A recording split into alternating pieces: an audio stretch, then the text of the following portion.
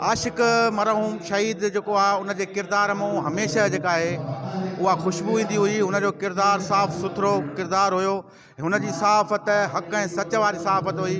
उहो ई सबबु हुयो जंहिंजे करे हुनखे बेदर्दीअ सां क़तलु कयो वियो। शहीद पंहिंजे सहाफ़ती दौर में सुठो हिकिड़ो सहाफ़ी रहियो, जिन जेका अवामी इशू पिणु जेको आहे खयां ऐं सुठो जेको आहे पंहिंजे शहर सां, पंहिंजे सूबे सां, पंहिंजे पाकिस्तान सां निभायो ऐं बहितरीनु हिकिड़ो कलमकार हूंदे हिकिड़ो सोशल वर्कर बि हो।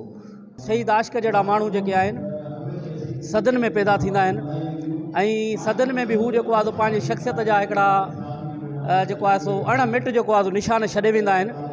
अॼु ईअं थो लॻे त शहीद आशिक़ जेको आहे उहो असां सां, असांजे दरमियान असां सां गॾु आहे। उहो जिस्मानी तौर ते त जेको आहे सो असां सां गॾु न आहे, पर रूहानी तौर ते गॾु आहे ऐं सदाईं गॾु रहंदो। अॼु शहीद आशिक़ मंगी जेको आहे ईअं सम्झो हिकु हिकु सहाफ़ी मूंखे नज़र अचे पियो जॾहिं उनजे किरदार ते उनजी जेका बहितरीनु सहाफ़त हुई, जंहिं हक़ ऐं सच लिखियो। अॼु उन ते समूरा दोस्त ॻाल्हाइनि था त इहो महसूसु थिए थो त हुनजो रूह खे ज़रूरु सुकून मिलियो हूंदो। मुंहिंजो अबू हितां जे ग़रीब मिसकिन माण्हुनि जो आवाज़ु आला ऐवाननि ताईं पहुचाईंदो हुयो ऐं हुन लाइ छपड़ छांव हुयो। अबू जे तॾहिं ते जेके सिंध हुकूमत जेके आया आला उमिरि वारा उन्हनि वॾा वाइदा कया, पर हिन वक़्तु ताईं हिन मां को बि वाइदो वफ़ा न थी सघियो आहे। नई तालीम जे हवाले सां को या ॿिए के या ड्यूटी जे हिसाब सां को बि हुन मां वाइदो वफ़ा न थी सघियो आहे। उन शहादत जो जाम पीतो, पंहिंजे कलम जे नोक खे चिॿो थियणु ॾिनो।